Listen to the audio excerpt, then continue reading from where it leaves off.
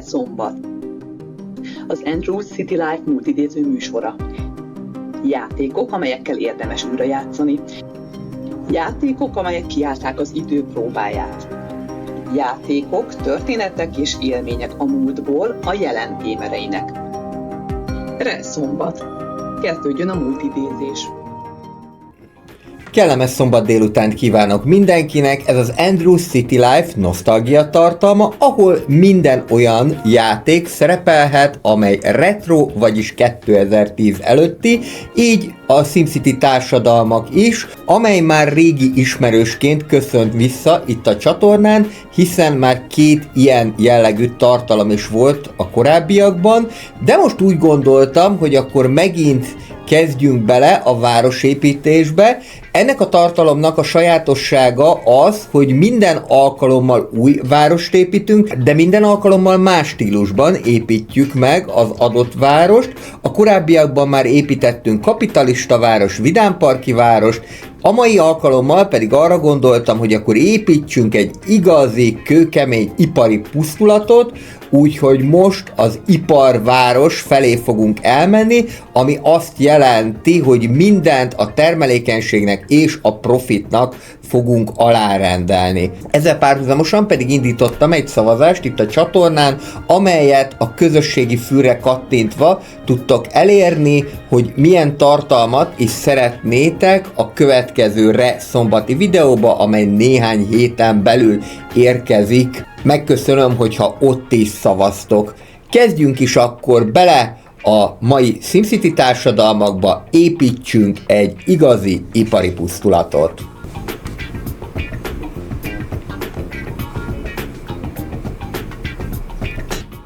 Kezdjünk akkor új város alapításába. Nem itt tudjuk azt beállítani, hogy milyen stílusú városunk lesz, hanem ez majd menet közben kiderül, úgy, hogy olyan típusú épületeket építünk, de nagyon jó a játéknak a szűrőrendszere, ráadásul teljesen magyar nyelvű, amely 2007-ben még azért nagy dolognak számított.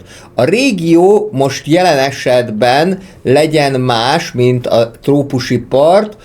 Arra gondoltam, hogy menjünk most el akkor egy sivatagi régióba, és a sivatagi régión belül pedig a munkás nyúzó nevet választottam ennek az ipari pusztulatnak. Normál játékkal fogunk játszani, normál gyakoriságú eseményekkel, illetve szokványos nehézséggel.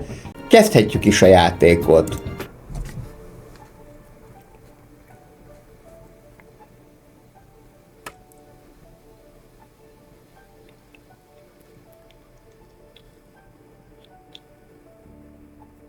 Itt van akkor a mi kis sivatagi térképünk. Egyébként nem olyan nagy a térkép, mint mondjuk a City Skylines 2-ben, de ettől függetlenül ez bőven elegendő lesz. Kezdjük szokásos módon az útnak a meghúzásával, és itt tulajdonképpen mi teljesen szabadon garázdálkodhatunk, hogy mit és hova építünk. Egyelőre egy ilyen keresztutat fölhúzok, utána pedig majd először a vidéki utakkal fogok szerintem operálni, hogy olcsóbban jöjjön ki. Szóval ipari pusztulatot szeretnénk építeni, tehát akkor rá tudunk szűrni itt, hogy mit szeretnénk, és innentől kezdve akkor az iparit fogjuk választani. Szerintem kezdem sorházzal, és ez rögtön majd tekintélyt fog igényelni. Az iparvárosok tipikusan azok, amelyek tekintélyt, illetve termelékenységet igényelnek, kisebb mértékig pedig jólétet. Kezdjük a sorházzal, mondjuk lerakok rögtön 2 ide, és már jöhet is az erőmű. Most én arra gondoltam, hogy indítsunk rögtön egy ilyen olajerőművel, de ezt azért tegyük messzebbre, hogy ebből ne legyen a későbbiekben probléma, hogy túl magas a szennyezés, és akkor ami nekünk még kelleni fog, az tekintély. A tekintélyt azt itt tudjuk leszűrni különböző dolgok vannak, amik tekintélyt adnak, de szerintem, hogyha indítunk egy bankkal rögtön ide, két ház mellé, azzal nem járunk olyan rosszul, mert akkor rögtön pénzt is fog nekünk termelni ez a város. Aki még nem látott SimCity társadalmakat, annak elmondom, hogy az lenne a lényeg, hogy annyi otthonunk, annyi munkaerőnk legyen, ahány munkahelyünk, és vice versa. Most 8 darab elégedett munkavállaló van, próbáljuk meg ezt növelni a termelékenység segítségével. Itt vannak ezek a lerobbant lakások, amelyek majd termelékenységet fognak jelenteni, viszont tűzveszélyesek. Ehhez rögtön jöhet egy 50-es évek benzinkútja. Szerencsére erre csak egyszer kell rászűrni, és utána már magától erre fog ráállni, és kell nekünk még 6 darab munkahely.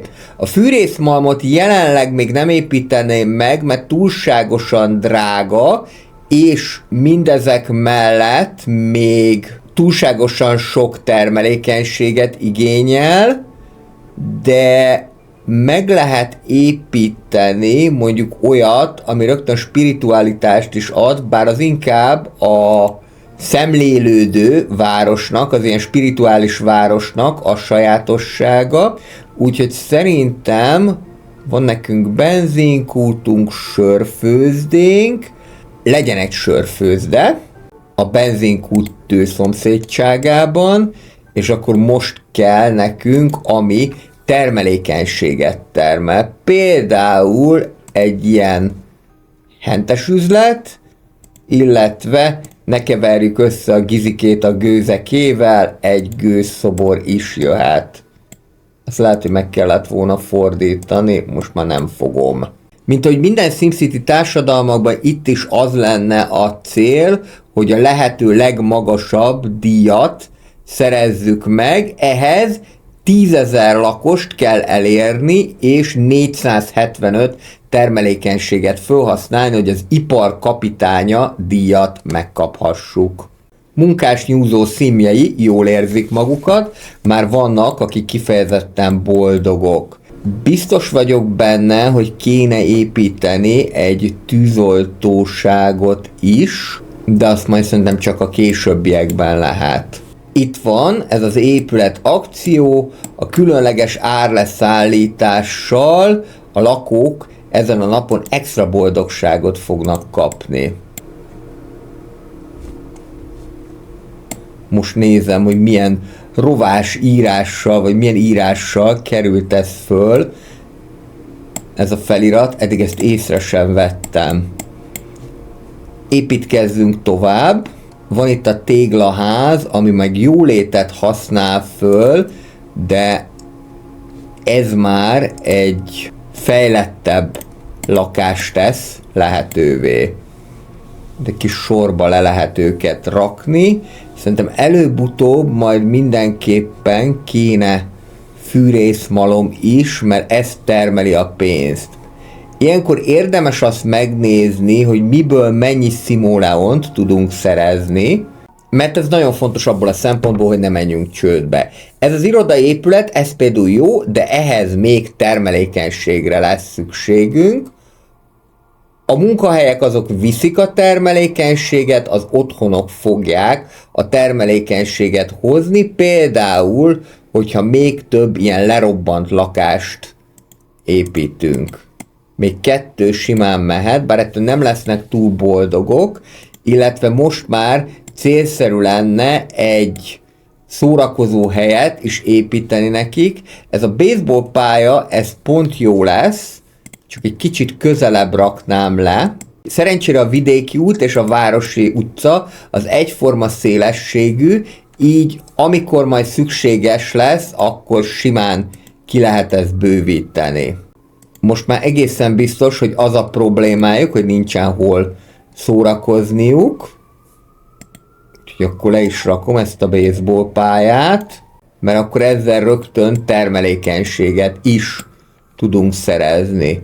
Most már 10-es pluszban van a termelékenység, ami azt jelenti, hogy jöhet az irodai épület is. Mondjuk ezt így ide a téglaházak mellé, és hogyha 15 darab boldog szín meglátogatja az épületet, akkor ki lehet oldani ezt az épület akciót, amellyel 2000 simoleont fogunk kapni pluszba a kincstárba. Most éppen a bűnöző szimek ki is kapcsolták az irodaépületet, de ez csak pár óráig fog tartani. Jóval több munkahelyünk van, mint lakásunk, úgyhogy akkor nyomassuk a sorházakat, és már kell is nekünk tekintély. Mondjuk ez a köztéri óra, ez jó lesz. Ide pont el is fog férni. Erre lehet egyébként forgatni ezeket. Díszítő elemnek pedig ez a ceremóniamester, ez nagyon jó. Ez egy díj volt, amit a Kacagvárosnál, vagyis a Vidámparki városnál megszereztünk, úgyhogy ez ingyenesen letehető, és már is 10 darab kreativitást fog nekünk termelni. Aki még nem látott volna SimCity társadalmakat, annak elmondom, hogy itt vannak ezek a pontok, és ezekből kell minél többet termelni. Nyilván ez attól függ, hogy milyen várost építesz. Tehát például a kapitalista városban a jólét volt az, amiből többet kellett termelni, a Kacagvárosban, vagyis a Vidámparki városban a kreativitásból, itt pedig a termelékenység az, ami az elsődleges lesz, illetve másodlagosan a tekintély, de a tekintély majd a diktatórikus városban lesz inkább fontos.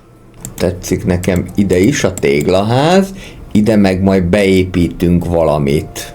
Mondjuk a filmszínház az nem fog elférni, de ez mondjuk ide mellé mehet, ezzel most jó ki is költekeztük magunkat, de nem baj, mert most már a szimeknek igényük van arra, hogy tudjanak hol szórakozni. Munkásnyúzó szímjei pedig jól érzik magukat, egy dühös munkavállaló van csak, lehet, hogy ideje lenne egy kocsmát is építeni, amennyiben ez beleillik a képbe. Az általános iskola az viszont jó lesz, illetve az autókereskedés is jó lesz, mert hogy az autók ugyancsak kis boldogság növekedést adnak, de azt nagyon hosszú időre fogják megtenni. Az autókereskedés is jelen esetben a szórakozó helyek között szerepel. Ez igazából szórakozóhely, találkozóhely, intézmény. Tehát például, ha egy ilyen katonai iskolát megépítünk, ezt most meg is fogjuk tenni, akkor ezek is segítik abban a szimeket, hogy ne legyenek boldogtalanok. Gyakran már az a gondolat is visszatartja a rossz viselkedéstől az ifjú szimeket, hogy ide küldhetik őket. Igen, itt ezzel van a probléma, nincsen szórakozó hely, kéne valami olyat is, ami inkább éjszakai szórakozás nyújt nekik. Így első körben mondjuk ezt a talponállót lehet lerakni, és építkezzünk még házakat is, illetve munkahelyeket is. Szerintem egyébként ez a játék a maga idejében sem volt annyira nagyon népszerű, tehát a SimCity-k mellett a SimCity társadalmak egy kicsit elhomályosult, pedig az alapötlet az szerintem baromi jó. És az, hogy tényleg saját magad alakíthatod ki a városodat, tehát hogyha akarnék, akkor tudnék én itt nem tematikus várost is építeni, de természetesen így azért sokkal izgalmasabb, hogy egy igazi ipari pusztulat lesz. Hát egy kicsit nyomorék módon mozognak, itt meg ő berugott, Mason. Ő pedig itt, hogyha jól látom, akkor beteg, orvosra van szüksége. Akkor azt viszont oldjuk meg, itt van egy klinika, 4 darab tudás kell hozzá.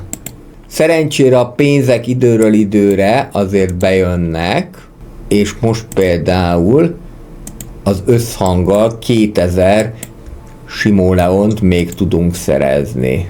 Egy híresség érkezik a városodba, majd ez is jó lesz, de ezt még tartalékolnám a későbbiekre.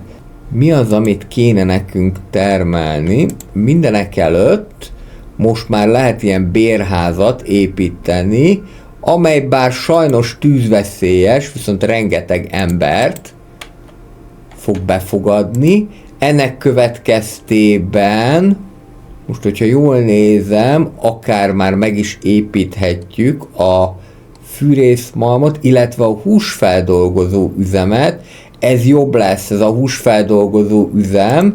Ugye nagy eséllyel megbetegszenek a szimek, de hát kit érdekel, ide letesszük az olajerőmű mellé, hiszen mi vagyunk az igazi munkás nyúzó város, ahogyan a nevünk is mutatja, ide mehetnek majd melózni, és hogyha 100 ember meglátogatja ezt a húsfeldolgozó üzemet, akkor 5000 simoleont tudunk egyből hozzáadni a kincstárhoz.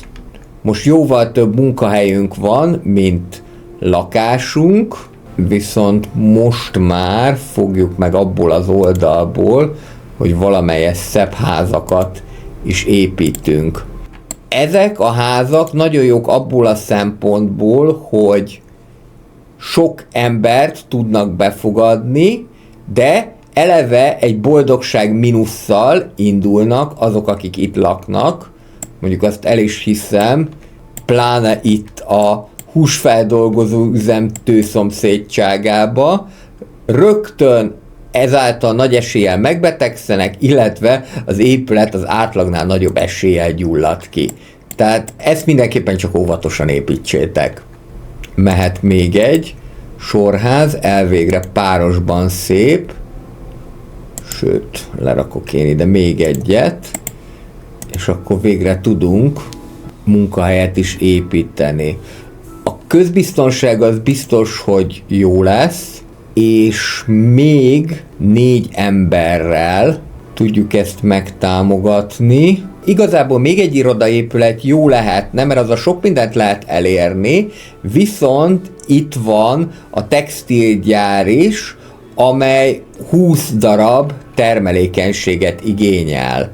Ezt fogjuk majd lerakni, illetve előtte még a tűzoltó állomást, ami jelen esetben nem intézménynek minősül, hanem munkahelynek, és akkor most nézzük, hogy mivel tudunk termelékenységet szerezni. Például egy ilyen belvárosi játszótérrel, és az kéne, hogy legalább 20 pluszba legyünk, mert akkor lehet majd arról gondolkodni, hogy ezt a textilüzemet megépítjük. Itt van még a hamburgerező is, itt nagy eséllyel megbetegszenek a szimek, és nézzük, hogy mi lehet még. Fogadóiroda, ez is jó egyébként, mindent út mellé kell rakni, mondjuk így itt ez lehet, kezdünk már alakulni, de növekszik a bűnözés, 4 dühös munkavállaló lóg, egyből pedig zsivány lett. Itt van még ez a nyílt tér, ami hát teljesen úgy néz ki, minthogyha valamilyen steampunk filmből lépett volna ki. Ez itt micsoda? Valaki húz egy bontógolyót, illetve van egy ilyen fogaskerék, meg gyárkémények, érdekes installáció, érdekes. Nem azt mondom, hogy örülnék neki, hogyha ilyen lenne a szomszédságomban. De jöhet még egy sarki fűszeres is, bár ez is betegséget okozhat, de van klinikánk. Igen, ez a hajlott háttal való menés, meg ez az animálás, ez megér egy misét. miséről jutott eszembe, lehet, hogy templomot is lehetne. Van itt például ilyen ingyen konyha. Ez viszont rögtön spiritualitást igényel, úgyhogy nekünk az nem fog kelleni. Egy egyházi iskolát azt viszont be lehet ide tolni, 1500-ba kerül, kapunk vele spiritualitást és tudást is. Lakókocsi parkot nem építenék, de ez az ételszállító kocsi, ez jöhet. Illetve van ez a tiltott kocsma. A tiltott kocsmához pedig lehet alkalmazni kidobó embert, és itt is könnyen berúghatnak a szimek. De ez a szomorú kert, ez még jobbnak néz ki. Át tudom-e rakni a lakókocsi parkot? Ja, nem tudom átrakni, hiszen a 2000-es évek elején ez még nem volt jellemző. Úgyhogy csak annyit tudok megtenni, hogy a pipettával másolom, utána fogom, ezt lerombolom, valamennyit még kapok is vissza belőle, és akkor most le tudom tenni ezt a szomorú kertet. Egészen jól sikerült ide ezt bepasszintani. Szerintem pörgessük egy kicsit fel, hogy jöjjenek be a pénzek, és akkor utána pedig megépítem a textilgyárat. Közben egyébként már acélöntödét is lehetne építeni, de brutál pénzekbe kerül. Ráadásul a magas smog kibocsátásával folytogatóvá teszi a város légkörét, na de hát kérem, egy ipari pusztulatnak ez is a lényege, hogy folytogató legyen a légkör. Ide jöhet még a textilgyár, ide a külső részre, és ha akarjuk, akkor lehet túlterhelni is az erőművet, de ennek az a veszélye, hogy akkor kigyullad az épület. Nézzük, elérhető-e valamilyen épület, akció. Itt a sörfőzdénél már 38-an ezt meglátogatták, még 62 ember, és gratis kapunk 5000 simoleont. Itt, hogyha megérkezik a híresség, akkor pedig mindenki boldogabb lesz. Viszont már van egy zsebtolvajunk, aki Naív Nelson Lee névre hallgat, és tudja, hogy valamit mindjárt le fog zárni. Sikeresen le is zárta a közbiztonságot, közben viszont jött be némi pénzmag, ez jó. Még azt kéne elérni, hogy boldogabbak legyenek.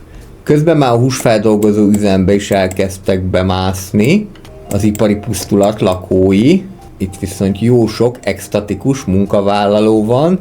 Egy ipari pusztulatnál persze nem feltétlen az a lényeg, hogy mindenki nagyon jól érezze magát, ez nem is lenne reális, viszont az igen, hogy ne érezzék nagyon rosszul magukat, mert ugye akik nagyon rosszul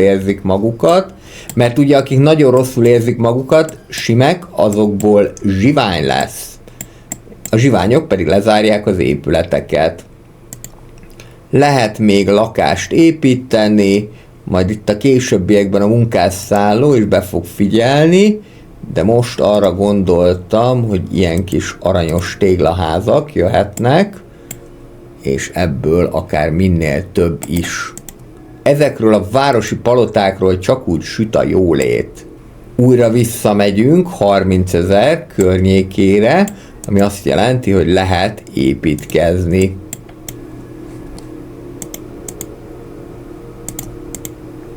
Jöhet egy kis játékkiárusítás, és még bőven tudunk házakat építeni, akkor tudunk majd toronyházat, amikor a 140 jólét meg lesz. Azt lehet, hogy meg kéne célozni.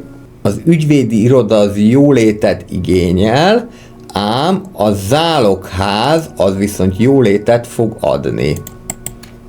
Ide lehet bevinni, mint a szomszédokban, Jutka a lemezjátszót, Janka néni pedig a bundát, és rögtön ki is kapcsolták.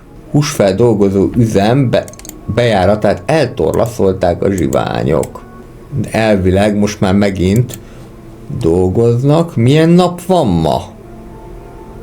Ez nagyon nem mindegy ám, mert ez például csak 5 nap működik, de itt van, hogy szerda. Sajnos egyébként ez egy ilyen kényszer, hogy bérházakat is kell építeni. Ide még le is rakok egyet, mert hogy ezek azok, amik az embereket igazán hozzák. Viszont úgy látom, hogy egyre jobban állunk anyagilag, na ez már tetszik. A következő, amit le kéne raknunk, van ilyen kerozinfinomító is, de ezt majd csak akkor lehetne elérni, hogyha 65 spiritualitást termelnénk, annyit pedig nem feltétlenül fogunk, viszont ez az acél öntöde, ez nagyon jó lenne, ráadásul ez heti 7 nap működik, 40 darab termelékenységet igényel, úgyhogy akkor erre föl kell kötni a nacit, hogy 40 termelékenységet összeszedjünk. Ugye ez elsősorban úgy lehetne, hogyha bérházakat építenénk, nagyon sokat. Szerintem kezdjük azzal, hogy építünk ilyen lerobbant lakásokat, mondjuk így 1-2, és akkor utána pedig nézzük, hogy mi az, amivel még lehet termelékenységet szerezni. Például mondjuk az italbolttal, itt all about, italbolt, és ahhoz, hogy a 40 meglegyen, itt van egy szakiskola, most már egészen jól elkezdett jönni a pénzünk, már majdnem ott vagyunk, hogy az alap pénz az meglegyen, az alap 50 000, de ezennél még sokkal több is lesz, mert hogy erről szól igazából az iparváros, a kapitalista stílusú város után az iparváros az, amelyik a legnagyobb profitot adja. Most leraktam egy plázát, ez szerintem komoly boldogságnövekedést fog okozni a simeknél. Jöhet majd egy kocsma, illetve egy bowlingpálya, amint elérjük a 17, illetve a 18 kreativitást. Ja, meg ez az olajfinomító is jó lenne, ehhez jó sok jólétet kell termelni, meg majd lesz alvilági kaszinó is. Akkor menjünk most rá arra egy kicsit, hogy kreativitásunk legyen, hogyha itt rá nyomunk csak erre a szűrőre, hogy kreativitás, illetve az iparira, akkor lehet látni, hogy mi az, ami kreatív is, és megfelel az ipari létesítményeknek. Például ez a sövény, ez mindenképpen, nem azt mondom, hogy szépen lehet egymás mellé rakni őket, de itt mondjuk ezt a T alakot ezt ki lehet alakítani. És ezzel akkor már meg is van a kocsmához szükséges kreativitáspont.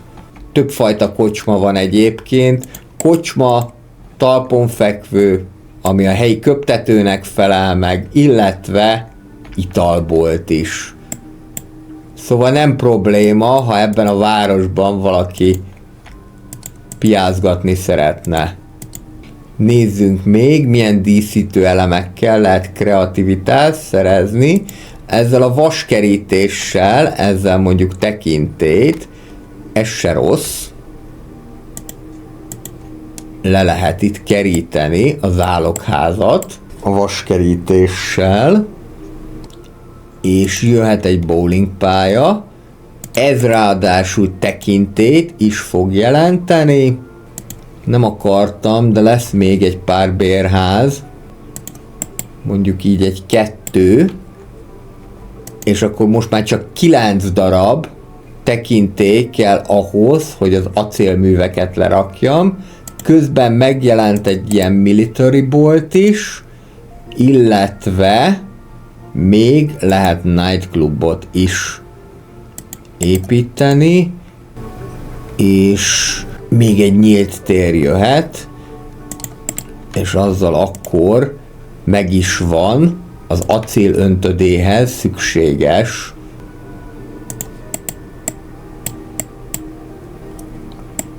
tekintélypont. csak elegendő áram nincsen, hogy ezt üzemeltessük. Viszont van nekünk személytégetőnk, szuperszén erőmű az még nagyon drága lenne, illetve hát a földgáz alapú erőmű sem 2 fillér, viszont ha hosszú távon gondolkodunk, akkor erre mindenképpen szükségünk lesz. Próbáljuk meg valahova nagyon kitelepíteni ezt, mert hogy közepes a kibocsátása a károsanyag szempontjából. Közben sikerült elérni az alvilági kaszinót is, na akkor építsük csak meg. Alvilági kaszinó, kockajáték, könnyen berúghatnak a szimek, és a többinél nagyobb vonzerővel rendelkezik az épület. Most jó kiköltekeztük magunkat, viszont a sörfőzdénél mindjárt meg lesz a szükséges pénz, és elvileg ide már majd be fognak tudni jönni az emberkék. Heti 7 nap fognak dolgozni, de most éppen este van. Akkor azért nem jönnek, illetve már a VIP klub is elérhető. Szerintem lassan buszt is be kéne indítani. És még nem változtak meg az utak, akkor leszünk igazi ipari pusztulat, amikor majd az utak átváltoznak. És akkor az egész játéknak a hangulata meg fog majd változni. 1 óráig megint kikapcsolták, pedig most, hogyha jól nézem, akkor több munkahelyünk van, mint amennyi munkásunk, és amit kikapcsolnak, ott arra az időre nem kapjuk meg az értejáró pontokat. 5 centes sör éjszaka. Nyomassuk a baseball parkban. Jó, nyomasztó hangulatú város lesz ez, de hát ez erről is szól, ez a típus. Ennél szerintem egyébként csak egy nyomasztóbb van, a cyberpunk stílusú város, ahol alvó kapszulák is vannak. Én egyébként, hogyha valamit, akkor azt nem akarnám soha, hogy egy kapszula hotelben legyek. Illetve hát volt róla szó, hogy majd megyünk Japánba, még ez lehet, hogy össze is fog jönni.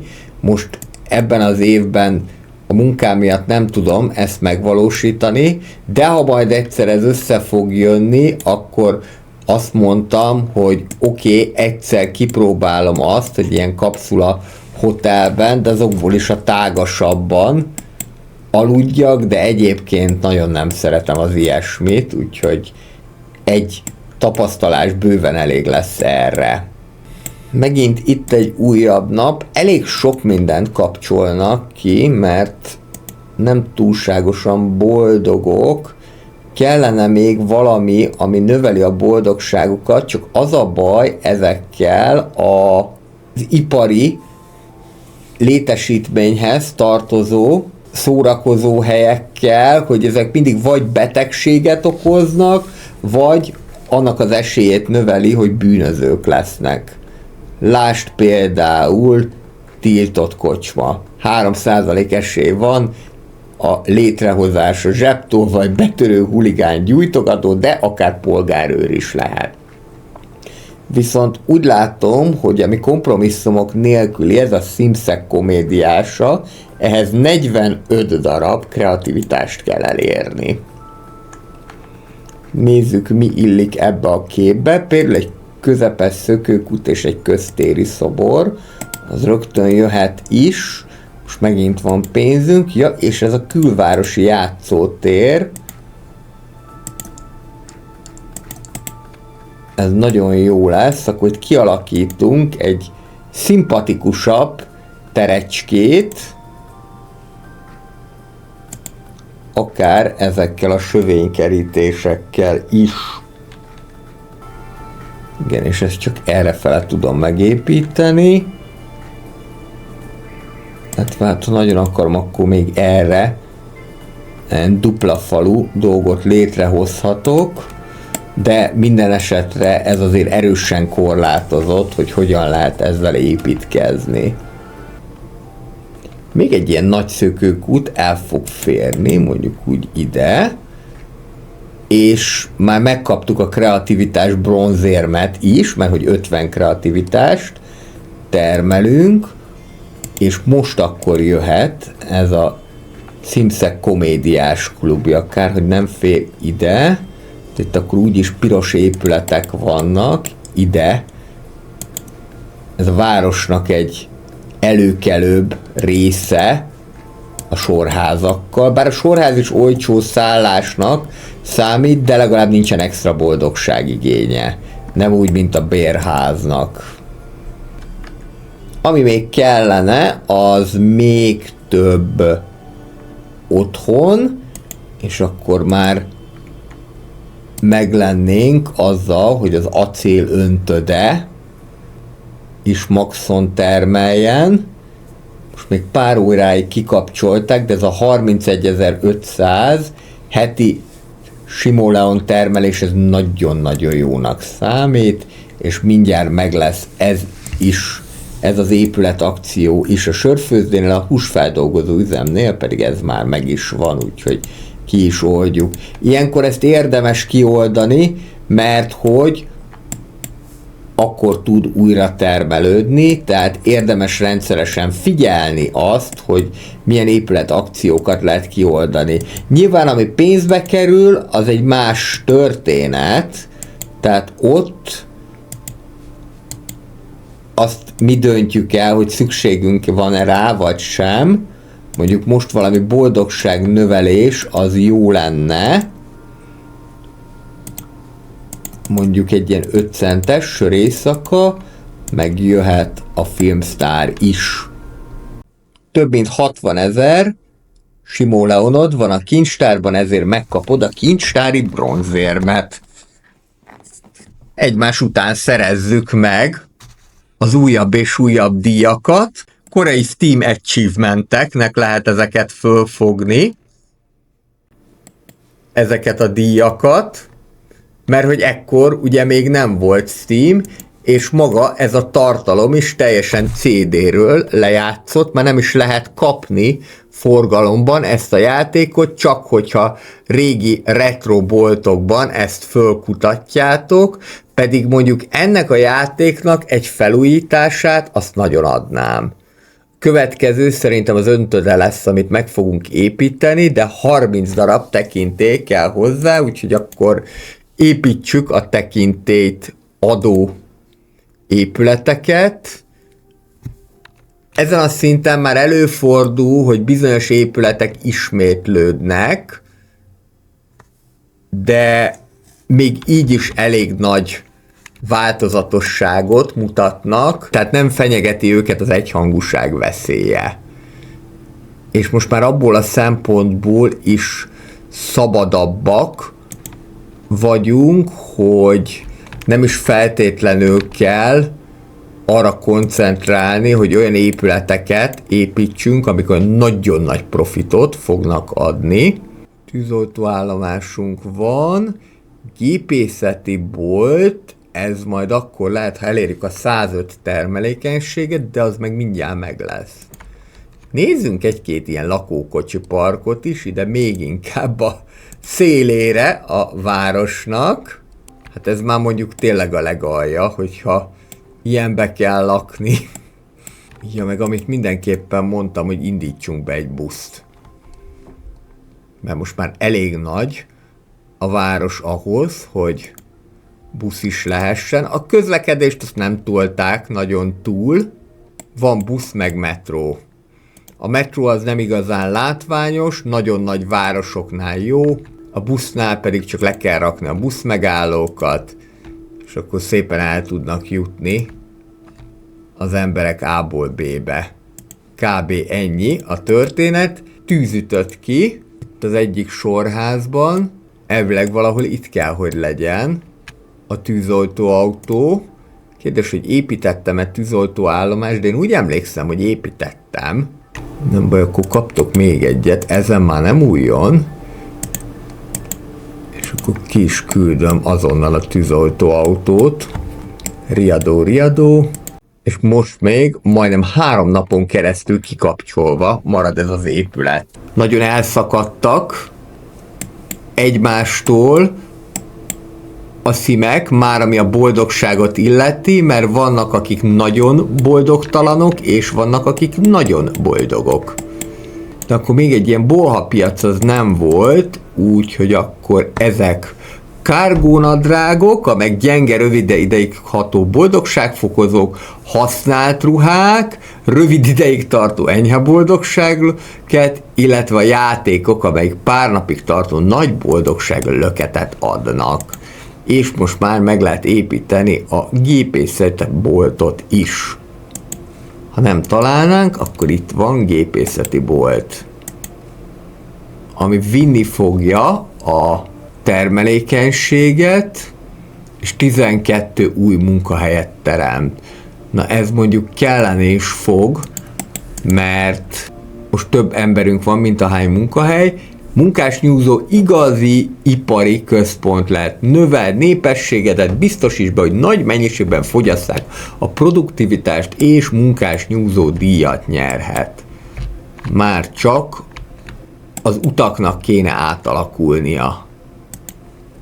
És termeljünk még jólétet, korrupt rendőrös. Na, az pont vinni a jólétet, nem hozná. Viszont van ez a magániskola, hú, de jól néz ki. Nem is kerül sokba. Ilyen kis erőtszerű. Az előjogokkal született szimek olyan iskolákba kerülnek, ahol nem kell keveredniük a csőcselékkel. Gyerekbiztos, és nyitva délelőttönként 9 és 14 óra között. Van egyébként egy ilyen ciklusa is a játéknak, ez tök jó, hogy beleépítették, és elvileg valahol a buszoknak is föl kéne tűnniük, csak még nem látom, hogy hol. De nem kell kijelölni a buszvonalakat, mert ez a játék itt nem arról szól, hogy sajnos vagy szerencsére ezt mindenki döntse el maga. Megint egy tűzvész. Most már föl vagyunk készülve. Hogy gyulladtál ki? A lakókocsi parkok. Annál mondjuk esélyes volt. Menjetek ide. Minél gyorsabban oltsátok el ezt, nehogy tovább terjedjen. És ez lesz a busz. Ilyen kis régies.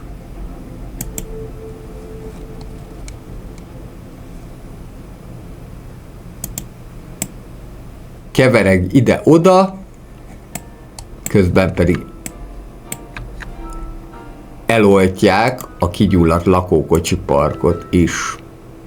Azt mondtam akkor, hogy olajfinomítót kéne majd építeni, de ehhez előbb tekintét kell szerezni, jólétünk már van elegendő, amihez kell. Jöhet egy tiltott kocsma, és akkor mindenünk a tekintély.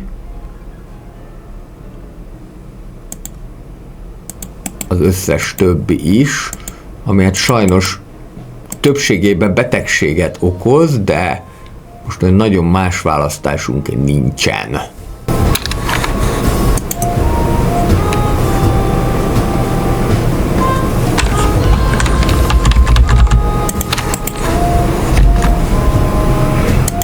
Teljesen jó kis régi zene megy alatta.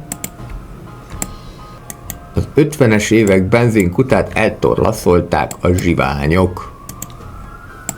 De ez a probléma már meg is oldódott. És mint ahogyan mondtam, itt sajnos nem lehet megúszni azt, hogy bérházakat ne építsünk, de csak módjával persze.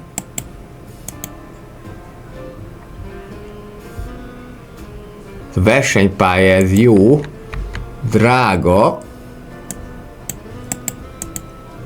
de boldogságot fog jelenteni, Viszont az, hogy meddig és milyen hangulatban töltik itt az időt a szimek, az a szerencséjükön fog múlni, tehát ez egy kétélű dolog, és itt is esély van bűnözők létrehozására. Azt nem tudom egyébként, hogy miért ilyen hieroglifás az írás, viszont építsünk akkor egy szakszervezeti központot is, mert hát milyen ipari város lennénk, hogyha nem lenne szakszervezet, és ez átmenetileg egészségügyi központtá is fejleszthető. Szerintem biztos van épületakció, amit ki lehet oldani, például mondjuk itt az acélöntödében, meg itt a sörfőzdében is. Most már egyre többen vagyunk, így egyre gyakoribbak lesznek ezek az épületakciók. Polgárőrség, hadrazziázzanak éjszaka a nagypapik, és ha megvan a belvárosi játszótér, akkor jöhet az olajfinomító is mindjárt, csak ehhez még jólét kell. És olyan, ami jólétet hoz, de nem visz.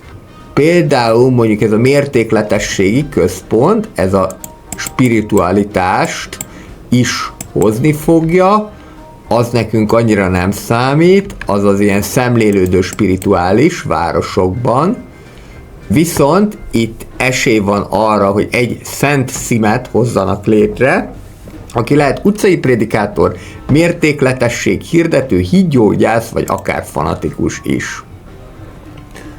Lehet munkásszállót építeni, és ez már, ami igazán masszív embermennyiséget fog jelenteni. Illetve egy kerületi tűzoltó parancsnokság, 16-os pluszban voltunk jelenleg, most 2 mínusz. Van olyan, amit tekintélyt is ad, nem, ami jólétet ad. Hát akkor legyen még egy katonai iskola. Végül is kell a szigor, hogyha nagyon zsiványkodsz, kisfiam, akkor ide kerülsz. És még mindig nem tudunk olajfinomítót, de már közel vagyunk hozzá. Nem, még baromi messze vagyunk. 83 jólét kéne, és van összesen 22. No nem baj, akkor a bank az fogja hozni a jólétet, illetve akkor az irodaépületből is jöhet még egy, csak ne ide a bérházas részre, hanem oda, amely egy kicsit elegánsabb része a városnak. Itt még beépítem a városi utcát, elég hülyén lehet az utat építeni, én nem mondom, hogy nem. Én nem tudok én ide semmit építeni, de itt van. Ja, és már kezdenek megjelenni azért mindenfajta gumiabroncsok az utak mentén, ami azt jelenti, hogy a legjobb úton vagyunk afelé, hogy ipari pusztulat legyünk. Igen, mert már megváltozott az út, a lámpák is megváltoztak, igazi jó kis folytogató légkör, ahol még munkásszállók is lesznek, de azok majd csak a külvárosban. Bíróság. Ezt egy központi részre fogom letenni. Ez mondjuk nem annyira központi, ide lenne jó egyébként. Jó, akkor szerintem a játszótér az költözik a pipettával. Itt pedig ezt leromboljuk.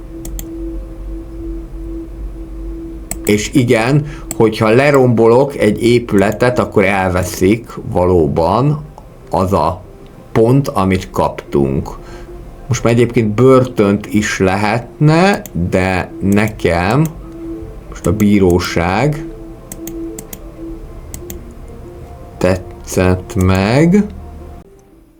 Többé-kevésbé egyébként el lehet igazodni az épületek között. Jogi perpatvar, a kiválasztott munkahely dolgozókénti simoleon hozama átmenetileg megnövekszik. Ezt akkor mondjuk egy ilyen acél öntödére majd el lehet nyomni. Jó kis folytogató légkör, de alapvetően jól érzik magukat. És jöhet akkor még egy irodaépület, mert ez viszont erőteljesen fogja boostolni a jólétet.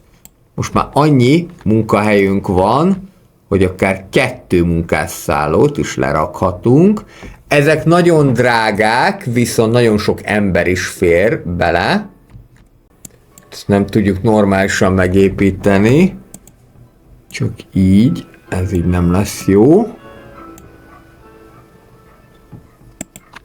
Igen, elég hülyén tudnak kapcsolódni az utak. De... és itt sem, mert hogy pont itt ezzel probléma van, viszont itt lehetne a terepet rendezni, de ez csak úgy, hogy különböző fákat lehet ide rakni. Azt is csak erre a részre. Művészeti vásárközpont, illetve a robogóbolt is elérhető. A robogóbolt az rögtön jöhet is, mert ezek hosszú ideig tartó boldogságfokozók, viszont egyel kevesebb boldogságot fognak kapni, akik ide látogatnak a szokásosnál, mert sikerült lerakni az olajfinomító közelében, úgyhogy akkor ezt átrakom ide, és itt már normál lesz a boldogság, amit kapni fognak, ez meg mehet a lecsóba. És jöhetnek akkor ide ezek a munkásszállók, rögtön 2 is.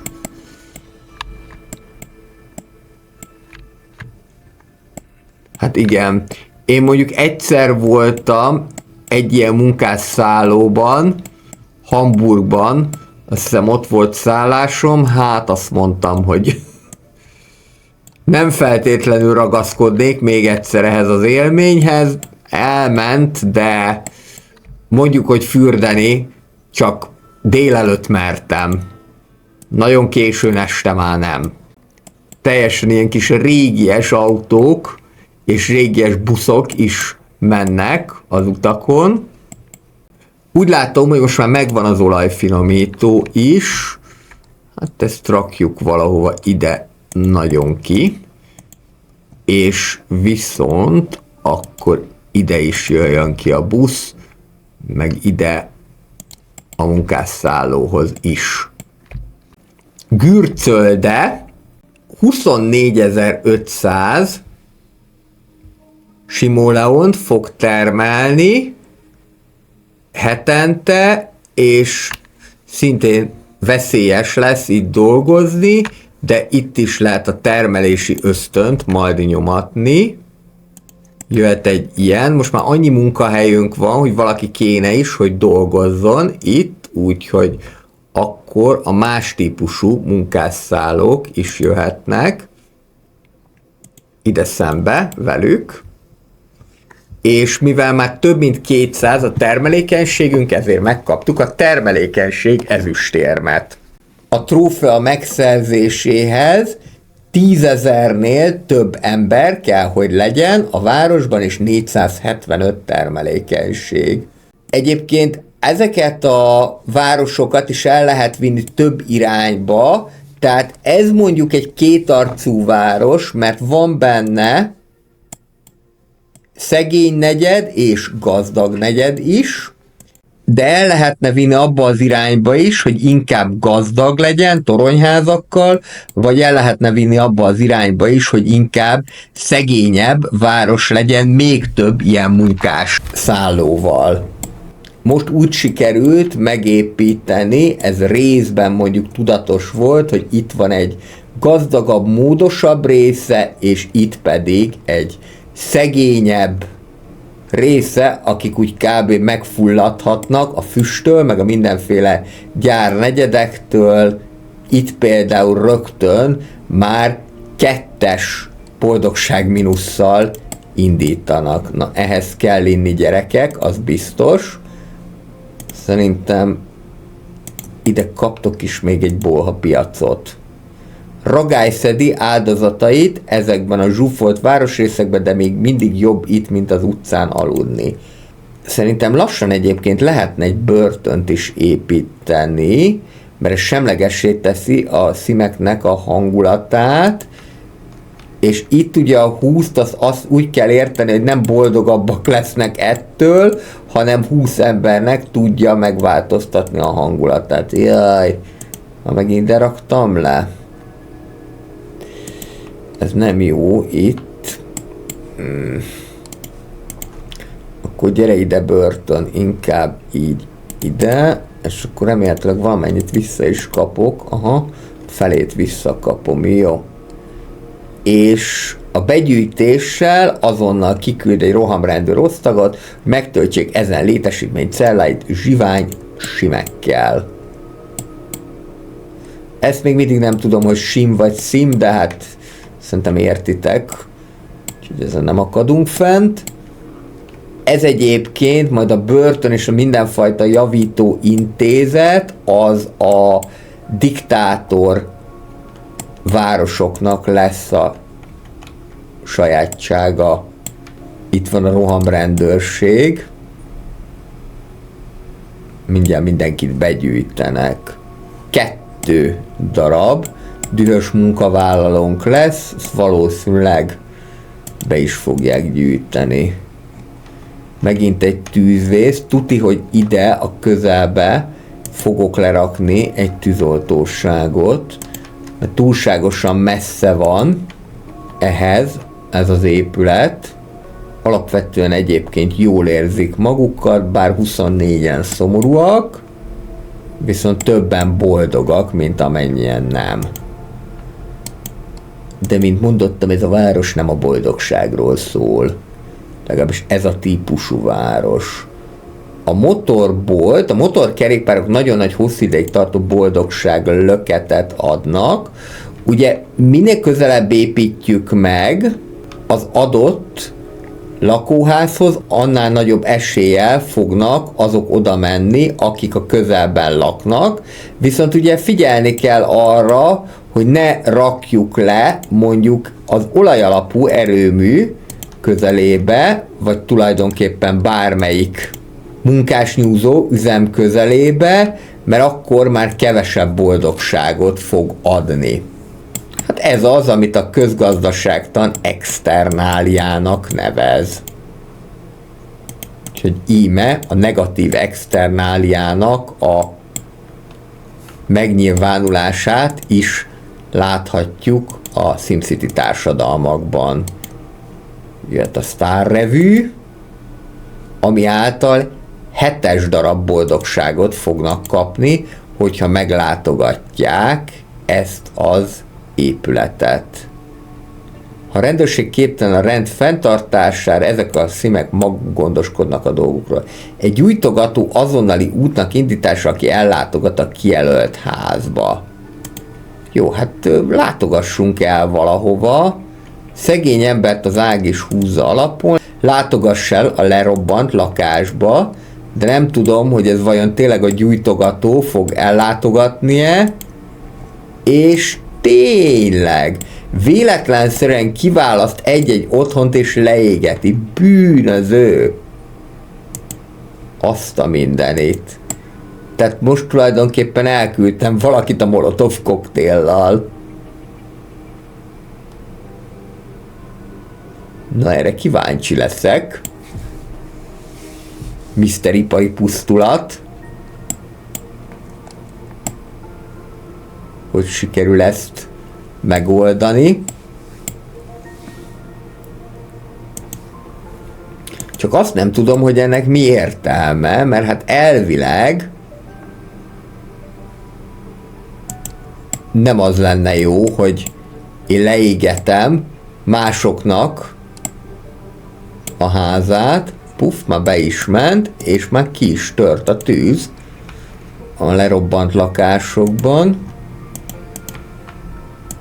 Akkor lehet, hogy ezzel csak szórakozni lehet, vagy az is lehet, hogy mondjuk olyan lakásokba lehet esetleg kifüstölni az embereket, ahol bűnözők vannak. Hogyha megjelenik ez a zöld keret az épület között, akkor lehet az épület akciót kioldani. Öntöde 30 darab termelékenységet fog igényelni, 5% esély van egy menedzser létrehozására, ami lehet a nyomornegyed vajdája vagy mágnás. Ez jó drága is.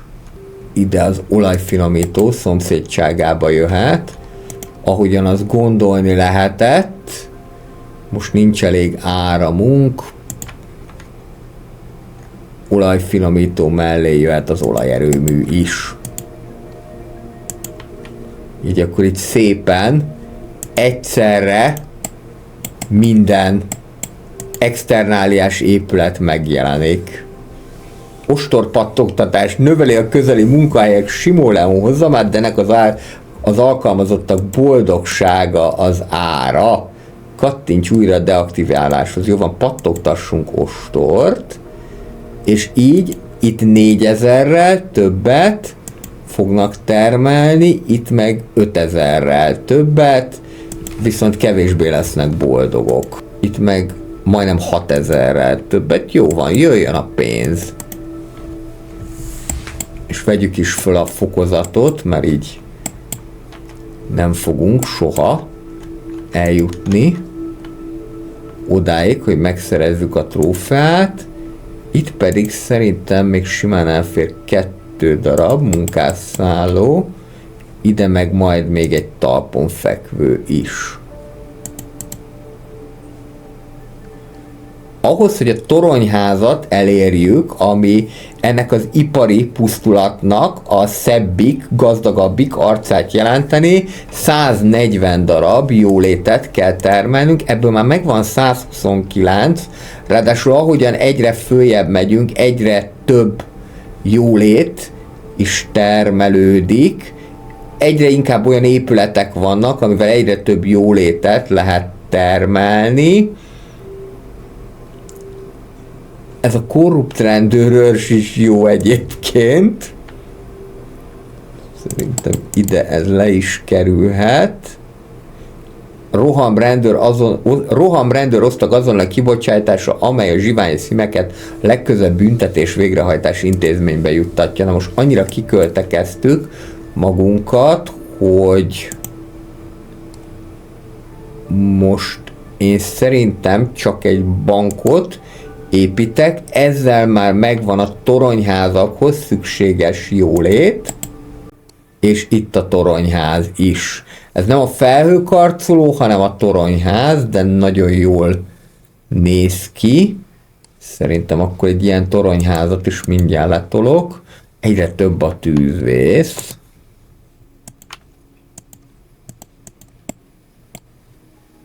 Ehhez pedig jólét kell, de abból bőven van. Mindegyik olyan sötét. Bár mondjuk sötét is van.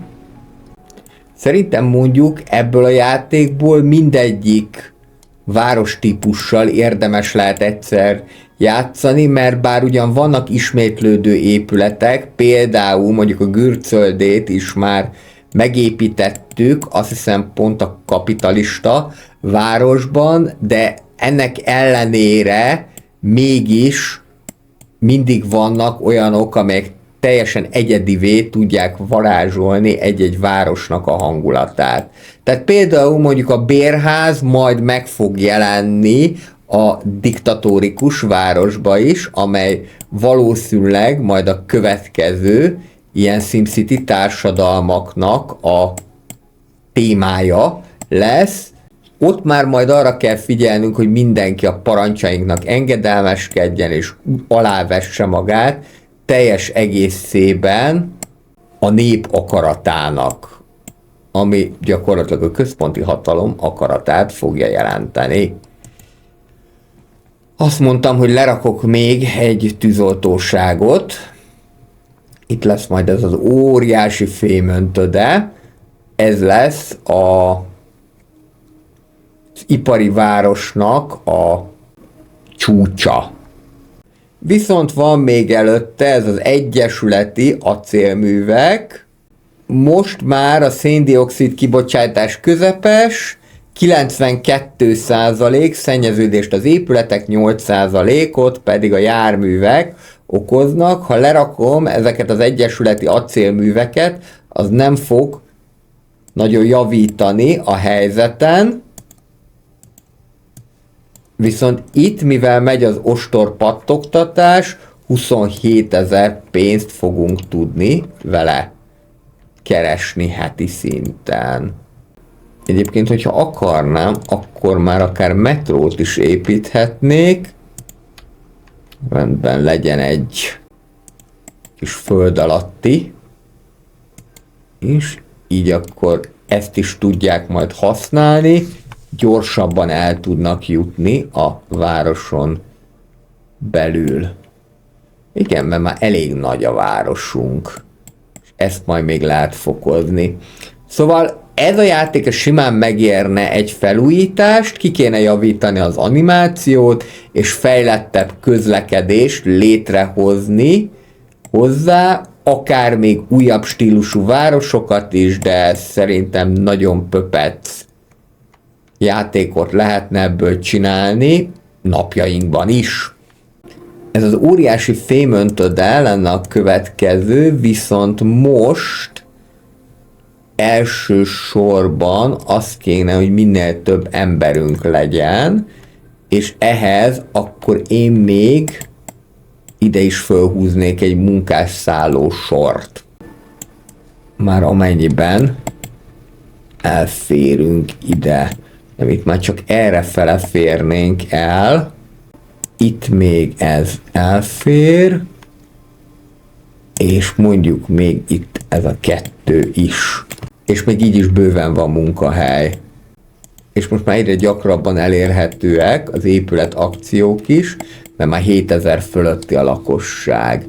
Elérhető az óriási fémöntő, de 42 000 pénzbe kerül, de 56 000-et fog termelni, és rengeteg sok munkást igényel, 80-at. Úgyhogy jelen pillanatban is munkaerőhiány van. Szerintem, mivel úgyis jól állunk tekintélyből, ezért akkor jöjjenek a sorházak.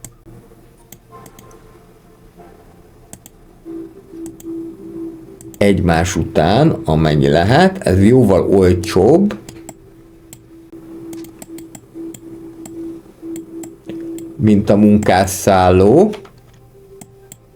Munkás nyúzó levegőjétől fulladoznak a lakók, közepes szennyezettség. Hát, azzal nem nagyon tudok mit csinálni. Egyébként, hogyha akarnánk, akkor meteorit esőt is rá lehet zúdítani a városra. Akarjak? Na jó. Akkor itt van egy kis meteorit eső, amivel most össze fog omlani pár épület. De mindjárt újjáépítjük.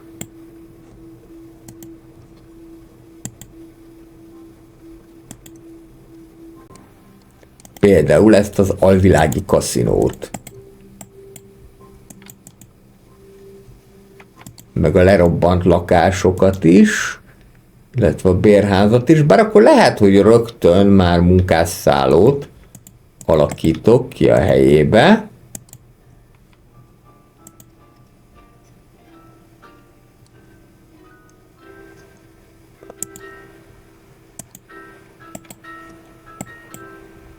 És kellene nekünk még 2 darab tudás egy új általános iskolával, ezt meg lehet oldani.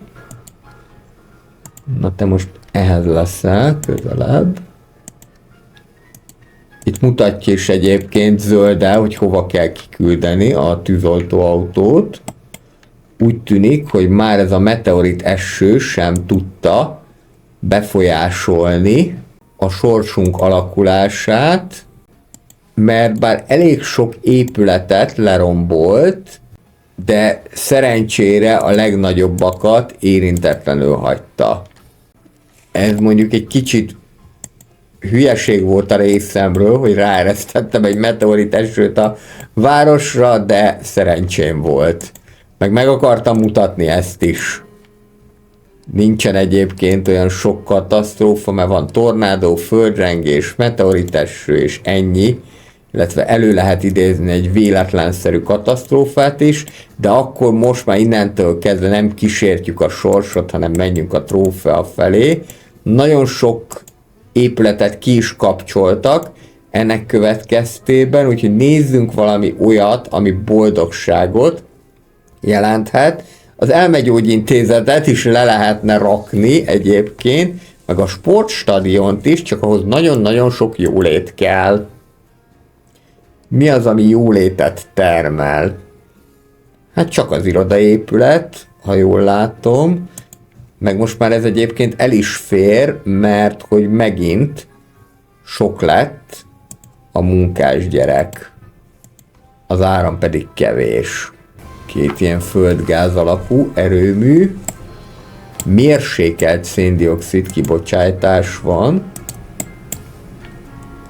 Ezt a részt itt teljesen kikapcsolták, de mindjárt vissza fognak térni. Gazdagság bronzérmet, gazdagág bronzérmet megkaptuk, mert elértük a 150 jólét szintjét, illetve tudunk csomópont hotelt építeni. Ez ide. A városnak a kevésbé jó részére már jó lesz. A tömött zsebű vagyonos turisták szívesen megszállnak az ehhez hasonló ízléses helyeken. Egyébként a játéknak van egy kiegészítője is, az utazások, amely egy évvel később jelent meg. Lehet, hogy majd egyszer azt is ki fogjuk próbálni, de az kevésbé jól sikerült. Ennyit előjáróba el kell róla mondani. 440 már a termelékenység, ide már beköltöztettek? Látom, hogy igen. Csak itt valamit mindig sikerül kikapcsolni, gyerekek. Valószínűleg azért, mert sokan vannak zsiványok. Hatan laknak itt. Igazából egy munkásszállóval ki lehetne az egészet váltani. Na jó, akkor kasza, gyerekek. És ide még fölhúzok 2 ilyet. Még egyedül a viktoriánus ház nincsen kioldva. Ebből a műfajból maradjunk szerintem a toronyházaknál, bár ebből csak egy fér el itt, de nem baj.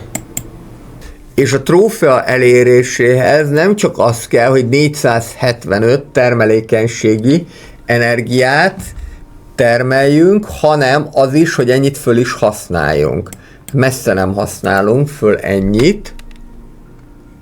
Akkor nézzük, hogy mit tudunk még. Az óriási fémöntödét, de ahhoz nincsen elég simoleonunk. Nem baj, megvárjuk, míg bejönnek a pénzek, addig nem építek semmit. Van itt minden hajléktalan.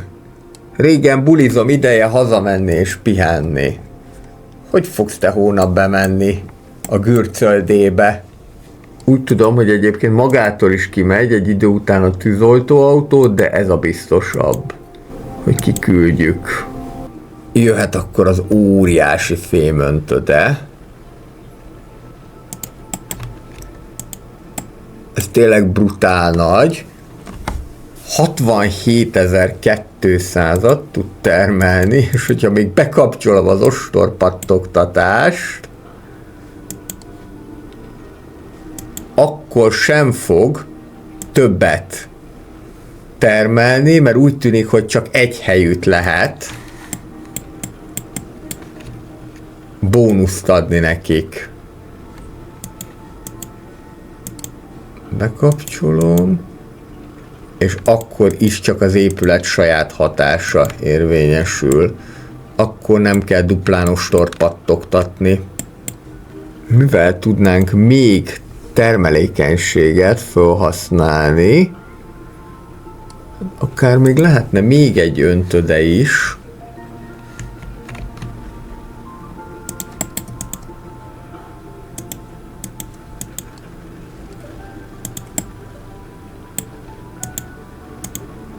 Közben pedig ünnepel a város, a trófea már a markodban van, növeld a munkásnyúzó lakosságát, hogy nagy mennyiségben igényelnék a termelékenységet, és a díj mellett megszerezhet az iparkapitánya címet is. És 125 000 simoleont szereztünk, igen, úgyhogy most már ez nincs is olyan messze, bár még azért elég komoly mennyiségű embert kell szerezni. Én úgy látom, hogy egyébként a toronyházban vannak a legtöbben, úgyhogy akkor ezeket rakjuk most le, hosszú tömött sorokban. Baleset, munkásnyúzó egyik gyárában tragikus baleset történt, több szím is áldozatául esett. Hát gyerekek, nem tartottátok be a munkavédelmi előírásokat, ebből súlyos büntetés lesz. És még pénzt a termelési ösztön által. Még több pénzt fogunk szerezni, mint a kapitalista városban. Nagy szökőkút ide, dózerolás mehet.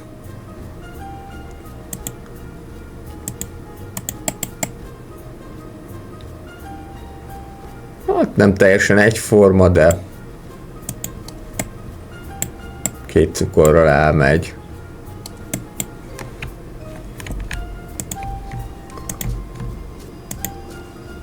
A bérház közben kigyulladt. Mondjuk egyébként, hogyha ezt egy kicsit fancyznénk, és azt mondanám, hogy nem kell nekem ide a bérház, bár mondjuk ide közben itt megjelent a Nyomor negyed vajdája, aminek következtében több embert lehetett elszállásolni. Nem itt tudunk még építeni. Kerületi tűzoltó parancsnokságból csak egy lehet. Szemétgyűjtő állomás, ez nem olyan rossz egyébként. Ha már majdnem belefulladunk a szemétbe, akkor valahol már gyűjtsük is össze. Még valami nagyobb dolgot gondolnék. Még egy fémöntödét esetleg. Végülis ez itt már annyira pusztulatos ez a rész, hogy igazából jó lesz ez itt. És már nem vagyunk olyan messze a céltól, közben a jólét az ideiglenesen eltűnt, de akár akkor még egy olajfinomító is jöhet, és megint áram. Termelés. Maradnék a földgáz alapú erőműnél. A vízről egyébként nem kell gondoskodni a városban. Szövetségi bank, amely rengeteg jólétet fog termelni, és innentől kezdve már tulajdonképpen a lőtértől kezdve minden is elérhető. Ide a börtönnel szemben jöhet a lőtér. A szövetségi bank pedig azt fogja tudni, hogy adócsalás, 100 egységnyi jóléttel kevesebb állhat rendelkezésre bármilyen kedvezőtlen következmények nélkül, de az adóbevétel aznap a felére csökken. És immáron tudunk felhőkarcolót is építeni. Ezt szerintem meg is teszem, mert akkor ezzel így teljessé válik a város, és mivel jóval több munkahely van, akkor jöhetnek még toronyházak, de már ebből sem kell olyan nagyon sok. Csak hogy érjük el a 10 000-et. És itt már mindenfajta hatalmas épület elérhető, például itt a sportstadion is. Díjat nyertél a normál elérésével, ezentúl te leszel a polgármester. Ez még nem az a trófea, amit el akartunk érni, de ez is jó. Itt is lehet egy 5 centes sörészakát tolni, és akkor már 14 a találkozó hely látogatásakor elnyerhető boldogság. Na meg akkor még ide a szomszédba egy óriás bevásárlóközpont is lekerülhet. És a díjat azt valószínűleg pedig azért kaptuk, mert 10 000 népességet sikerült elérni, és még egy épület, és teljesül is a cél. Nemzetközi cégközpont. Azt is le lehet rakni. Csak már hova?